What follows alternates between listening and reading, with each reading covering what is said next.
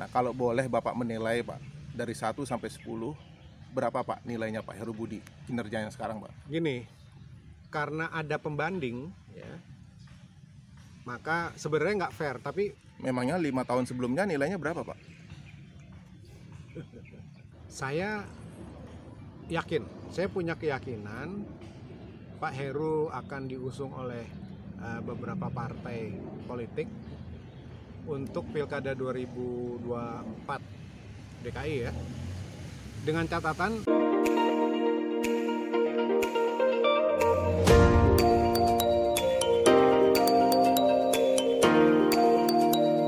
Kita ketemu lagi nih Pak. Nah, ini kan kebetulan sekarang lagi suasana nih, Pak Heru Budi Hartono lagi ulang tahun Pak, ya, pejabat Gubernur DKI Jakarta. Nah, menurut Bapak bagaimana kinerja beliau Pak?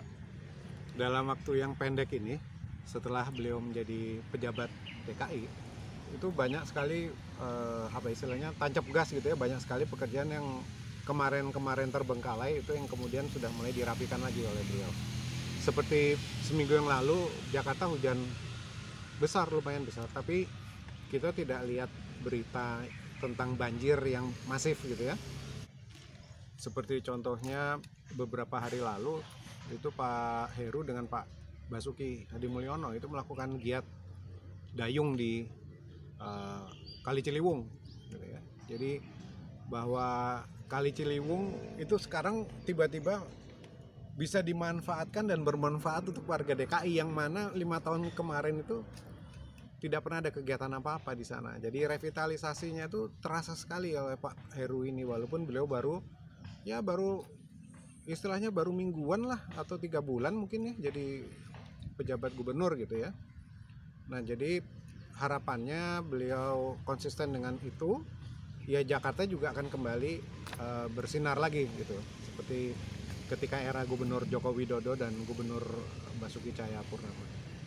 Nah, kalau melihat dari kinerja tersebut Pak, kira-kira nanti di tahun 2024 apakah mungkin Pak Heru Budi ada yang akan mengusung Pak untuk menjadi calon gubernur Pak?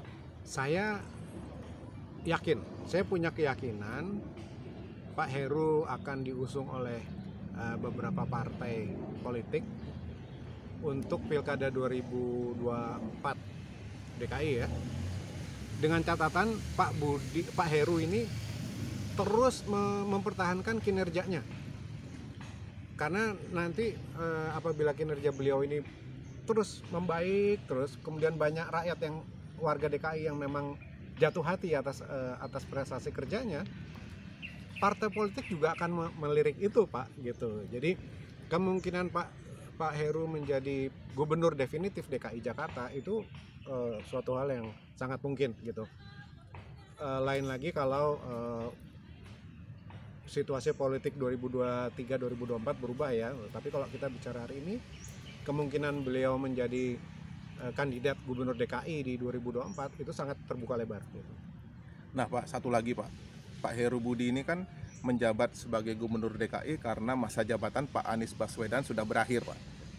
Nah, kalau boleh Bapak menilai Pak, dari 1 sampai 10, berapa Pak nilainya Pak Heru Budi kinerjanya sekarang Pak? Gini, karena ada pembanding ya, maka sebenarnya nggak fair, tapi saya karena ada pembanding jadi saya berani kasih angka. Dari 1 sampai 10, Pak Heru Budi ini sampai hari ini saya kasih angka 8,5 kalau dibandingkan dengan gubernur sebelumnya gitu. Jadi 5 tahun gubernur yang sebelumnya dibandingkan 3 bulan Pak Heru Budi hari ini, ya 8,5 lah poinnya. Kalau terus ditingkatkan 9, terus ditingkatkan 9,5. Kenapa begitu? Karena nanti juga hasil kerja yang baik itu juga kan akan kembali ke kita, ke saya dan yang saudara-saudara lain yang warga DKI gitu. Jadi ya itu harus kita appreciate juga gitu, dan ini juga harus jadi pemicu untuk Pak Heru untuk kerja yang lebih baik lagi gitu. Memangnya 5 tahun sebelumnya nilainya berapa Pak? 5 Pak ya. Itu udah bagus tuh, 5.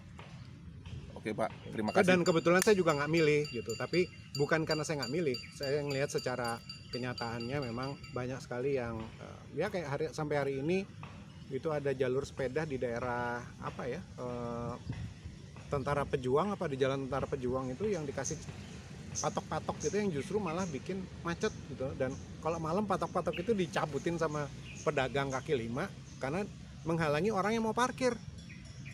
Nah, sama saja dia tidak memberikan sama saja pedagang kaki lima itu mati Pak kalau tidak ada kendaraan yang bisa parkir situ. Akibatnya patok itu dicabut. Nah, di situ kan pertanyaannya begini, ketika itu sedang mau dibikin, itu dipikir dulu apa enggak gitu dampaknya gitu ya. Dan ada satu lagi, ini saya sendiri yang merasakan langsung di daerah Cikajang, Jakarta Selatan. Itu kan sekarang sudah menjadi daerah ekonomi. Sudah banyak restoran, sudah banyak warung makan, sudah banyak ini itu gitu. Nah, trotoarnya itu dikasih palang-palang apa? Kalau orang Jawa bilang cagak, tonggak. Nah, tonggak. Dikasih tonggak sehingga mobil yang mau berhenti di warung makan itu, di restoran itu, nggak bisa parkir. Nah, yang sulit siapa? Yang sulit ya para pedagang, pengusaha kuliner di situ.